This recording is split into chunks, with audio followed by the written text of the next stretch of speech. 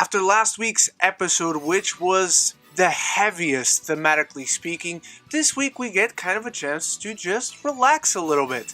This is my review of episode 22 of Shaman King.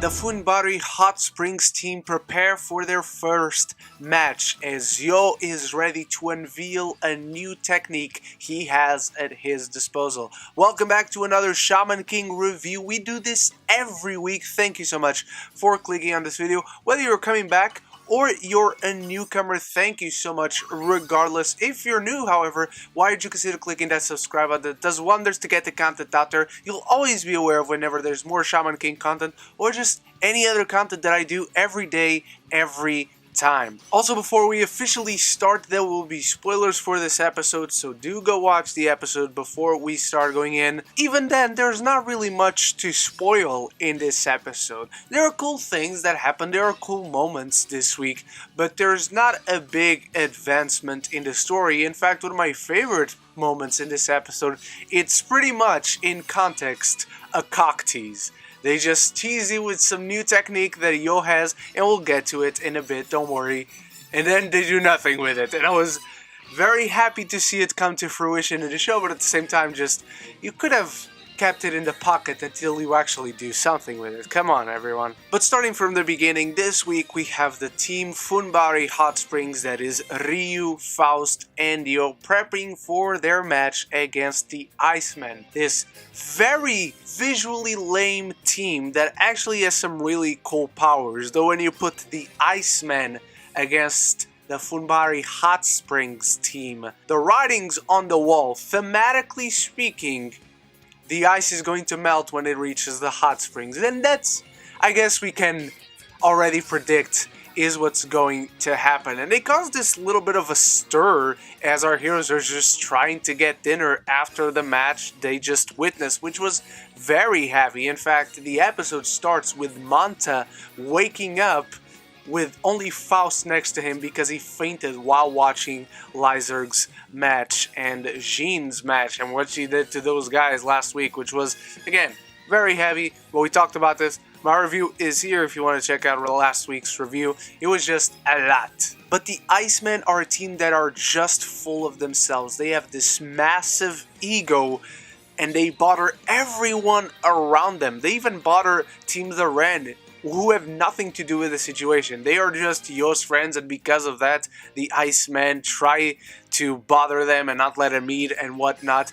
But Yo doesn't seem too bothered, and when the match starts, we find out why. With Amidamaru having stayed on Earth for the past 600 years, and through his friendship with Yo and all the adventures they've had together thus far, he has become a higher form of spirit, and Yo now has a new weapon, the Futsu no Mitama, and he uses Amidamaru in Harusame. He uses that as his intermediary and the oversoul, and has now this giant fucking sword that is spectacular. This was my favorite weapon of Yo's back in the old anime. I'm so happy to see it either, and I'm very frustrated that they don't do anything with it, because Yo just pulls that out like it was this massive dick. He's showing it to everyone, and everyone's like, oh shit, the match is just going to end immediately. But no, he pulls it back and lets Faust have the rest of the match, which is in itself interesting. Don't get me wrong, I just wish Yo wouldn't have pulled that out just to basically show it to us, the audience, that he has that thing, and now to Hao, who is himself very impressed with all this. And I swear, every week this show has the ability of showing Hao reacting in the most unpredictable manner to something that we're witnessing, and every time he reacts in not the way you'd expect, makes him even more scary as a villain, which is why I love Hao. And so the rest of the episode after that, the bulk of it really is Faust going on his lonesome against the Icemen, who in fairness work very well as a team. They have all these combos together, this combo attacks to strike down their enemies, and at one point they throw Faust off of his wheelchair. And everyone is super worried, myself included, when I was watching the episode, but Faust can stand on his legs.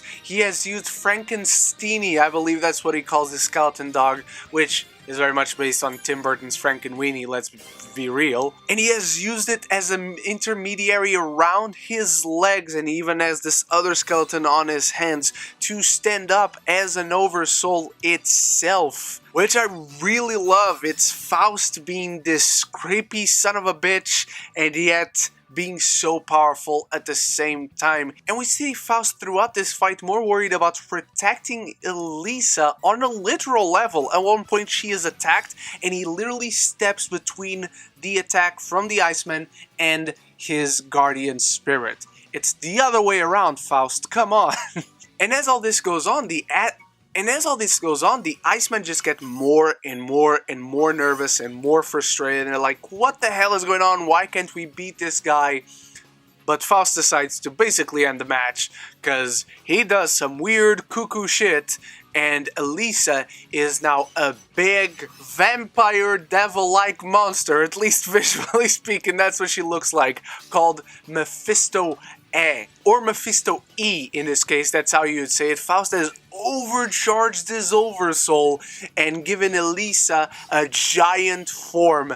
Basically what Ren does with Bason, and the fact that they're named Mephisto is giving me all kinds of WandaVision flashbacks, y'all. And that's really how the episode ends, in that massive cliffhanger before we see Faust unleashing his full power, Elisa unleashing her full power on these fools. They're gonna get done with in the first 5 minutes of the next episode, and it's just gonna be that easy. Again, nothing really much happens in this episode. It's a part of a fight with the Icemen going all out on Faust and basically not being able to do anything. Yo pulling out his new massive sword, which is awesome, but he ends up doing nothing with it. And Faust just showing how much he loves Elisa and unleashing his full ability. It's a bunch of really cool moments, but no real advancement of the story, and to me that's what leaves it being just an alright episode. Again, I always love spending time with these characters every week, so to me there was really nothing quote-unquote wrong, but I just wish we would have moved the story along a little bit more. And so those are my thoughts on this week's Shaman King. I want to know what you thought about it. Did you love it? Did you really dislike it? Whatever you thought about it, throw it all down there. Start a conversation, not just with me, but with one another. Thank you so much for watching. You are the best. I'll be back very soon in more reviews, including my review for Malignant, Respect, and Cop Shop. And I hope to see you in those. And so until then, love each other. I love the movies.